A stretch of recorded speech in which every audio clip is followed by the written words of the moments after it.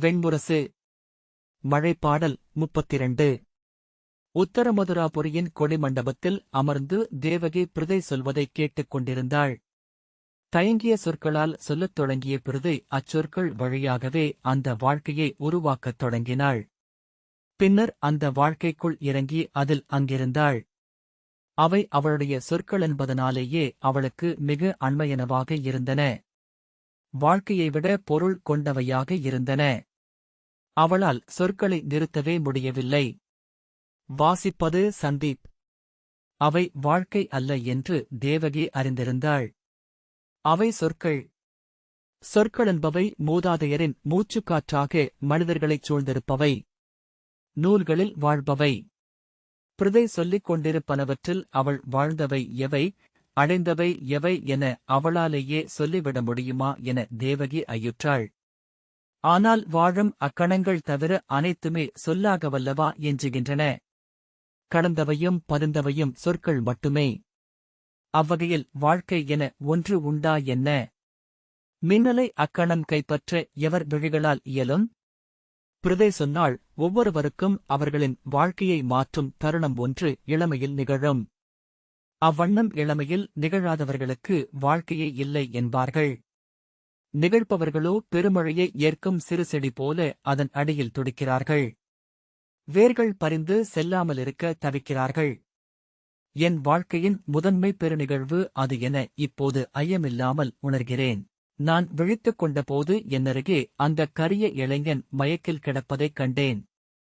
எங்கள் புறவிகள் அப்பால் களைத்து தனித்து நின்றிருந்தன. ஆடையின்றி இருப்பதை அறிந்ததுமே நான் வானத்தை உணர்ந்து வெட்கினேன். என் ஆடையை அணிந்து கொண்டு அவனை திரும்பிப் பாராமல் என் புறவியில் ஏறிக்கொண்டேன். அது என்னை காட்டு வழியாகச் சுமந்து சென்றது. என் குதிரை கால்களை உதைத்து மெல்லக் கனைத்து கிளம்பும்போது திரும்பி இறுதியாக அவனைப் பார்த்தேன். வேள்வியில் எரிந்து சுடரான பின்னர் கரியாக எஞ்சிய விறகு போல கிடந்தான். எளிய உடல். மானுட உடல். பிறப்பெனும் கசடு கொண்ட உடல். இறப்பெனும் இருள் நிறைந்த உடல். சிறுமதிப்புண்மையால் நான் நானென எண்ணும் சிற்றுடல். சிறுமையால் என் உடல் உலுக்கிக் கொண்டது. குதிரையின் தோளில் முகம் புதைத்த போது கண்களை மீறி கண்ணீர் வழியத் தொடங்கியது. குதிரை சென்ற வழியெங்கும் என் கண்ணீர் சொட்டியது. அரண்மனைக்கு நான் நள்ளிரவில் திரும்பி வந்தேன். அவ்வாறு நான் பிந்துவது வழக்கமென்பதனால் எவரிடமும் சொல்லாவிட்டாலும் அனகை அஞ்சிக் கொண்டிருந்தாள். இனி இப்படிச் செல்லாதீர்கள் இளவரசி என என் கைகளைப் பற்றிக் கொண்டு அழுதாள். அன்றிரவு நான் துயிலவில்லை. மஞ்சத்தில் படுத்து இருளைப் பார்த்தபடி அந்த நிகழ்வையே மீள மீள எண்ணிக் கொண்டிருந்தேன். என்ன நிகழ்ந்ததென்று என் அளவையறிவைக் கொண்டு உய்த்தறிய முயன்றேன். துர்வாசரின் மந்திரத்தால் நான் அவனை மயக்கி என்னருகே கொண்டு வந்துவிட்டேன். அதைவிட நான் என்னையே மயக்கி ஒரு கனவாக அதை ஆக்கிக் கொண்டேன். ஆம், அதுதான் நிகழ்ந்தது, வேறொன்றுமில்லை. அதை மீண்டும் மீண்டும் சொல்லிக் கொண்டேன். நான் அரசு நூல் பயின்றவள். மதுசூழ்க்கை கற்றவள். நான் அனைத்தையும் இம்மண்ணில் இத்தருணத்தில் வைத்து புரிந்து கொண்டாக வேண்டும். மறுநாள் நிமித்திகர்களையும் கணிகர்களையும் அழைத்து முந்தைய நாளின் வெண்ணிகழ்வுகளைப் பற்றிக் கேட்டேன்.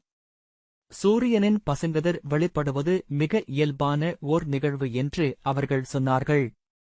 சூரிய வட்டம் வான்விளிம்பில் மறையத் தொடங்குகையில் நீர்நிலைகளின் அருகிலோ மலைகளின் விளிம்புகளிலோ சற்று நேரத்துக்கு ஒளி முற்றிலும் பச்சை நிறமாக வெளிப்படக்கூடும் என்று வரைபடங்களுடன் விளக்கினர். என்னுள் வாழ்ந்த மதியோகி வென்றாள். ஆனால் முதல் மாதம் என் குருதி நாள் தவறிய போது என்னுள் அச்சம் எழுந்தது. நான் கற்றவையெல்லாம் என்னுள் இருந்து ஒழுகிச் செல்ல அச்சமும் தனிமையும் குழப்பங்களும் கொண்ட எளிய பெண்ணாக ஆனேன். அனைத்து பெண்களையும் போல அது ஏதோ உடற்பிறழ்வு என்று எண்ணிக்கொண்டேன். ஒவ்வொரு நாளும் அதன் வருகைக்காக காத்திருந்தேன். ஒவ்வொரு இரவும் ஏமாற்றம் தாழாமல் தனிமையில் கண்ணீர் உகுத்தேன். என் துயருக்குக் காரணமான அந்த வயிற்றை வெறுத்தேன். என் உடலில் இருக்கும் நானல்லாத ஒன்று என என் வயிற்றை எண்ணினேன்.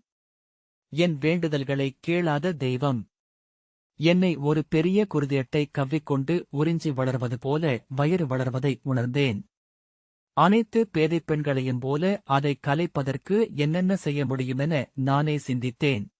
எங்கோ எவரோ சொல்லிக் கேட்டவற்றை எல்லாம் நினைவில் கொண்டு வந்து செய்து பார்த்தேன். புளிக்கீரையையும் அத்திப்பழங்களையும் கலந்து உண்டேன்.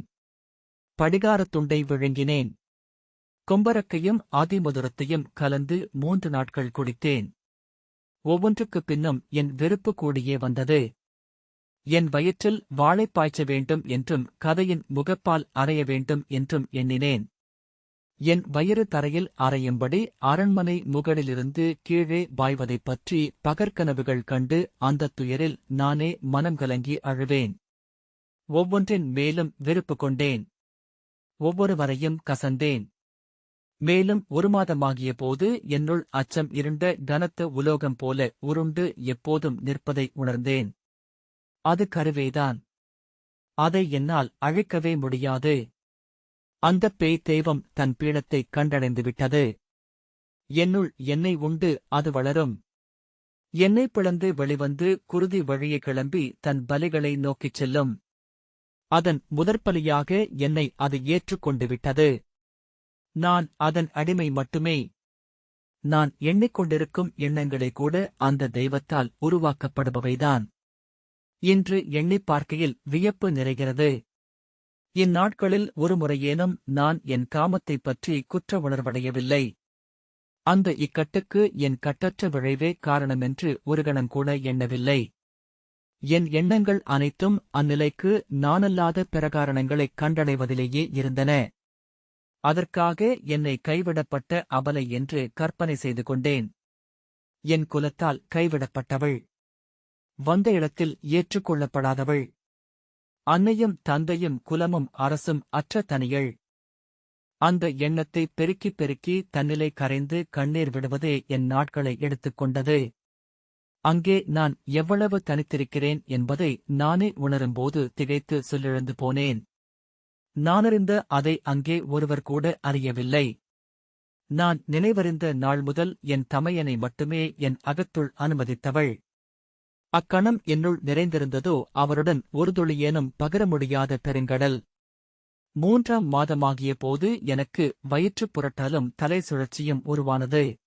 3 நாட்கள் என்னை கூர்ந்து கவனித்துவிட்டு அனகை மெதுவாக அதைப் பற்றிக் கேட்டுவிட்டாள். சினம் கொண்டு அவளை அறைந்து கூச்சலிட்டேன். அவள் என்னை அவமதிப்பதாகச் சொல்லி அவளை சாட்டையடிக்காக அனுப்புவேன் எனக் கூவினேன். அதன்பின் அதற்காக வருந்தி கண்ணீர் விட்டு என் மஞ்சத்தில் சென்று படுத்துக் கொண்டேன்.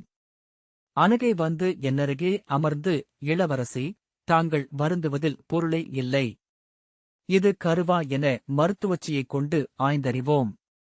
கருவாக இருந்தால்தான் என்ன? நம் ஆயர்குடிகள் அன்னை வழிக் குலமுறை கொண்டவை. நமக்குகந்த ஆணிடம் கருவுற நமக்கு அனைத்து உரிமைகளும் உள்ளது. நம் குலம் கருவை மூதாதையர் மண்ணிறங்கும் வழி என்றே எண்ணும். இங்கே இந்த அரண்மனையில் அது இழிவாக இருக்கலாம். இந்த அரண்மனை வாழ்வை உதறிவிட்டு நம் ஆயர்குடிக்கு திரும்புவோம். உங்கள் குலம் உங்களை இருகரங்களையும் நீட்டி எதிர்கொள்ளும் என்றாள். மிக எளிய உண்மை அது. நானே நன்கறிந்தது. ஆனால் அரசியல் மதியோகியான எனக்கு எளிய சேடி அதைச் சொல்ல வேண்டியிருந்தது. அவள் சொல்லத் தொடங்கியதுமே நான் அனைத்தையும் கடந்து தெளிவடைந்தவளானேன். அவள் கைகளைப் பற்றிக் கொண்டு, ஆம் அனகை, நீ சொல்வது உண்மை. நான் குந்தியல்ல, யாதவப் பெண்ணான பிரதை. நான் விழைந்த ஆணின் கருவை ஏந்தியிருக்கிறேன். மலர்கள் மகரந்தங்களை ஏந்துவது போன்றது மங்கையரின் கரு என இளமையிலேயே கேட்டு வளர்ந்தவள் நான். எதற்காக நான் அஞ்ச வேண்டும் என்றேன். குந்திபோஜரின் அரண்மனையில் இருந்து மீண்டும் துர்வாசரின் அறச்சாலைக்கு வந்தேன். துர்வாசர் சில தவமுறைமைகளைக் கற்றுத் தந்திருப்பதாகவும் அவற்றைச் செய்ய வேண்டுமென்றும் அன்னையிடம் சொன்னோம். அனகை சிறந்த மருத்துவச்சிகளுக்காக தேடத் தொடங்கினாள்.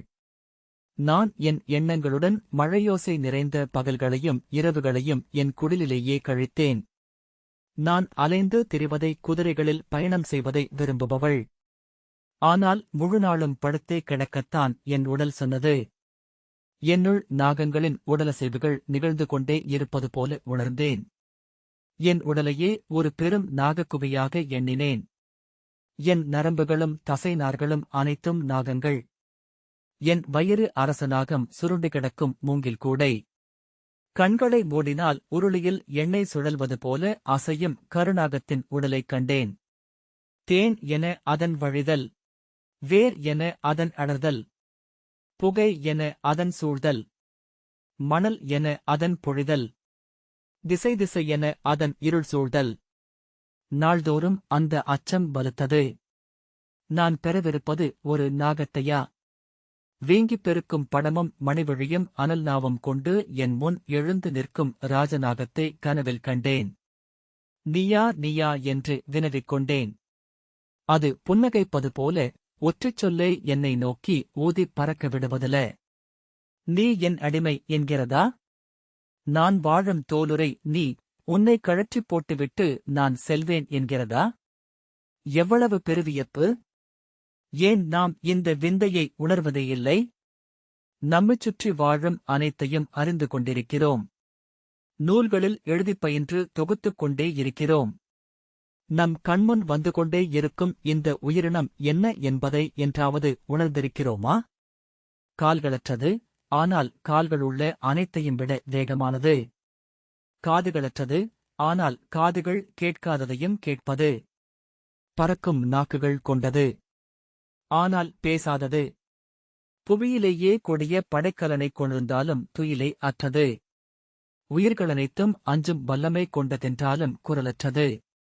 இது உண்மையில் என்ன? எந்த இயற்கைப் பேராற்றலின் மண்வடிவம்? அஞ்சிக் குளிர்ந்து எழுந்தமர்ந்தேன்.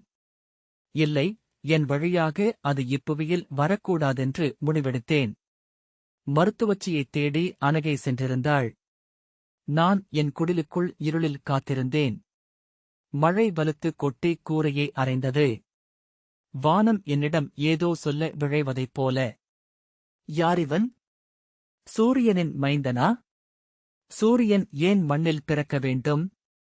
விண்ணில் அது விரையும் ஒளிமிக்க பாதையில் நாகங்கள் உண்டா என்ன?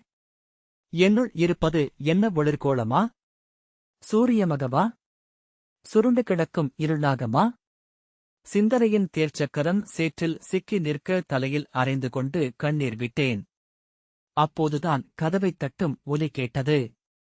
மழை குறைந்திருந்தது. அந்தத் தட்டல் ஒலியை நான் அச்சமூட்டும் ஒரு காட்சியாக அரைக்களத்தில் என்னுள் கண்டுவிட்டேன். இடுப்பளவுக்கு படம் தூக்கிய ராஜநாகம் தன் முகத்தைக் கொண்டு என் கதவை முட்டிக் கொண்டிருந்தது. மயில்சிலிர்த்து ஒரு கணம் செயலற்றுவிட்டேன். நாகத்தின் முன் சிலைத்து மீசை அசையாமல் நின்று தன் இறுதிக் கணத்தை அறியும் எலியைப் போல. பின்னர் காலடியோசை கேட்டது. சாளரம் வழியாக எட்டிப் பார்த்தேன். அது அனகை. கதவைத் திறந்தபோது அந்த மருத்துவச்சி அவளுடன் வந்திருந்தாள். அனகையிடம் இருந்து வந்த வாசனையை நான் எங்கோ அறிந்திருப்பதாக தோன்றியது. ஆனால் என் எண்ணங்களால் அதை தொட்டெடுக்க இயலவில்லை. எங்கே அந்த வாசனையை அறிந்தேன் என என் நினைவுகளை துழாவிக் கொண்டே இருந்தேன்.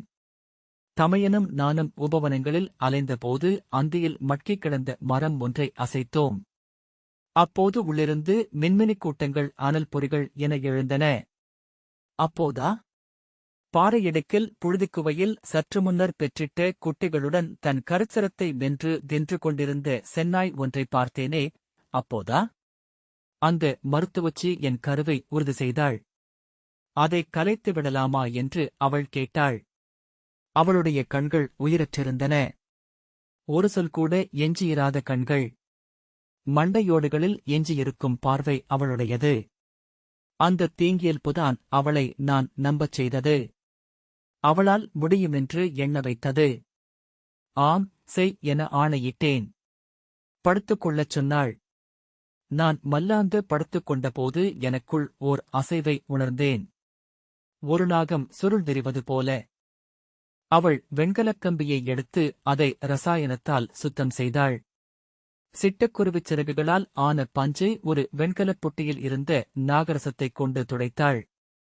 அந்த நாகவிஷத்தின் வாசனையை பலமுறை நான் அறிந்திருக்கிறேன். ஆயர்களுக்கு முதலில் கற்பிக்கப்படுவது பாம்பின் வாசனையை அறியும் வித்தைதான்.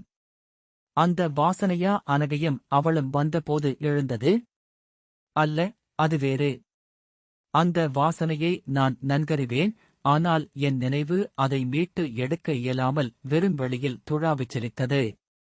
அப்போதுதான் அந்த ராஜநாகம் மரவுரிக்குள் இருந்து பீரிட்டு அவளைத் தீண்டியது. அதைக் கண்ட அக்கணம் நான் அறிந்தது அதன் வாசனையைத்தான் என்று உணர்ந்தேன். அது அவர்களுடன் வந்து அவர்களுக்குப் பின்னால் மறைந்து நின்றிருந்திருக்கிறது. அதே கணம் அந்த வாசனையை எங்கே அறிந்தேன் என்றும் உணர்ந்தேன்.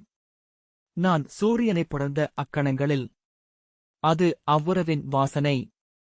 நாகம் சென்றபின் வீரர்களை அழைத்து கிழவியை காட்டுக்குள் சென்று புதைத்துவிடும்படி ஆணையிட்டேன். அக்குடிலில் இரவுதங்க முடியாதென்று அனகை நடுங்கிக் கொண்டே சொன்னாள். ஆனால் என் உள்ளம் நிறைவடைந்திருந்தது. நான் தேடிய வினாக்களுக்கெல்லாம் விடை கிடைத்தது என்று உணர்ந்தேன். சொல்லி முடித்த பின்னரும் அச்சொற்களில் இருந்து மீளாதவள் போல பிருதை விழித்த கண்களுடன் படுத்துக் கிடந்தாள். சிலக்னங்களுக்குப் பின்னர்தான் தேவகி அவளில் இருந்த அந்த வேறுபாட்டை உணர்ந்தாள். அவள் இமைக்கவே இல்லை. விழிகள் மணிகளென திரண்டு சிலைத்திருக்க அசையாமல் கொடிமண்டபத்து மஞ்சத்தில் அவள் கிடந்தாள். இந்த வாசிப்பை கேட்டதற்கு நன்றி.